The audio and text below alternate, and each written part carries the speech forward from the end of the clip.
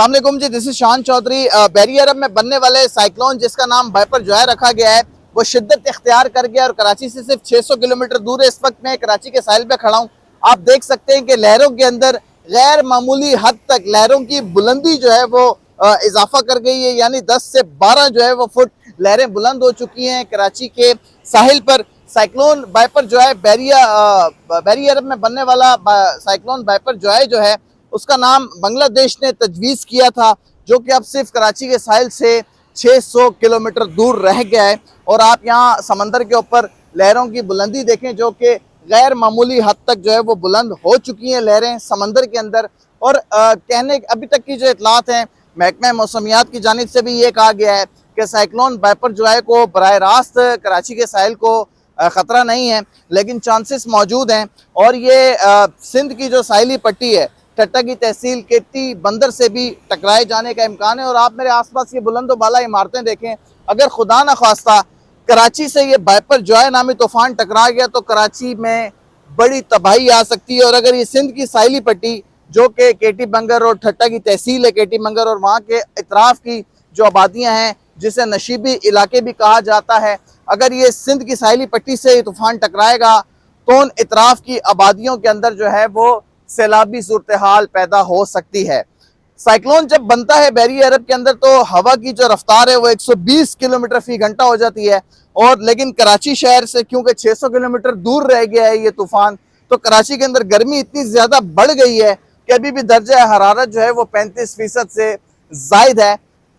15 जून की दरमियानी शब की इतलात आ रही हैं कि एक अंदाजे के मुताबिक ये कराची के किसी साहिल से टकरा जाएगा या फिर सिंध के जो साहिल हैं या ठट्टा की जो तहसील है केटी बंदर वहाँ पर टकरा जाएगा, या फिर इंडिया गुजरात से होता हुआ जो है वो गुजर जाएगा। अमूमन जितने भी तूफ़ान हर साल आ रहे होते हैं कराची को रेड अलर्ट किया जाता है, लेकिन अल्लाह ताला हमेशा कराची को महफूज रखता है। और ये तूफ़ान जो हैं या तो इंडिया से जाकर टकरा जाते हैं या ओमान के किसी साहिल से जाकर टकरा जाते हैं। हमारे साथ मौजूद है मोहसिन इस्माइल साहब। मोहसिन भाई, आप क्या देख रहे हो? हम यहाँ पर हमेशा आते हैं, समंदर तो इतना करीब नहीं होता, लहरें बड़ी पीछे होती हैं। आज आप देखें कि जो मिट्टी की कच्ची जमीन है जो किनारा है, इसको भी लहरें अपने साथ बहाते हुए लेके जा रही हैं।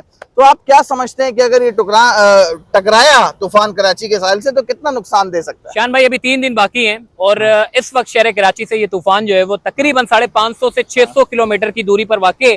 उसके असरात आप अभी से देख सकते हैं कि अभी 550-600 किलोमीटर दूर है। उसके बावजूद इस पूरे साहिल का जो समंदर उठ गया, आप देखें वो लगून की तरफ पानी जा रहा है। और ये अगर खुदा ना खास्ता निकल कर आगे की तरफ जाए तो आपके पास तो आबादी है सारी। तो सबसे पहला काम ये करना चाहिए था कि यहाँ पर मैंग्रोव के जंगलात लगाने चाहिए थे, मगर भला हो एक शख्स का, वो बेचारा रात दिन काम करता है और इधर मैंग्रोव के जो प्लांटेशन शुरू की है उससे आप यहाँ से नतीजा अंदाजा कर सकते हैं। जहाँ पर मैंग्रोव के जंगलात जो है वो बनाए जा रहे हैं वहां पर पानी का दबाव कम है और जहाँ पर एक दीवार का काम कर रही है, एक दीवार का काम कर रही है। आप यकीन माने, मेरे पीछे देखें, ये झोपड़ी थी यहाँ पे, ये झोपड़ी तक गायब हो चुकी है। रात को जब समंदर ऊपर आया तो ये झोपड़ी गायब हो गई। जब पानी इतना करीब आ गया कि आप देखें जो कच्ची जमीन है ये गीली होती हुई नजर आ रही है। आपके मुताबिक यहाँ पर झोपड़ी थी और पानी भी काफी पीछे था, पानी, सीढ़ियां थी। अब सीढ़ियां आपको नजर नहीं आ रही नीचे, उसके साथ खुश्की थी, खुश्की नजर नहीं आ रही। लहरें चेक करें सामने, ये लहरें और ये आवाजें हमने आज तक पहले कभी नहीं सुनी। ये आप देखें ना, ये सारा टूट फूट का शिकार हो चुकी है मट्टी। ये जरा दिखाएं, ये मट्टी पूरी टूट फूट का शिकार है। जब आप मेरे ख्याल है कल तक आएंगे तो ये हिस्सा भी आपको टूटा हुआ नजर आएगा। मोहसिन साहब, लोग इसको सीरियस नहीं ले रहे। लोगों के जहन में ये कि हम साहिल समंदर पे जाएंगे और तूफान जो है वो दूर से हमें बनता हुआ नजर आ रहा होगा, हम उसको देख के एंजॉय करेंगे। लोगों को अंदाजा ही नहीं है कि तूफान 600 किलोमीटर दूर है, उसके बावजूद साहिल के करीब लहरें कितनी बुलंद हो चुकी हैं।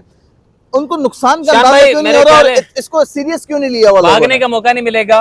ये इतना खतरनाक तूफान है, लोग इसको समझ रहे हैं मजाक है। ये हर साल ऐसा ही होता है, मगर ये मजाक नहीं है।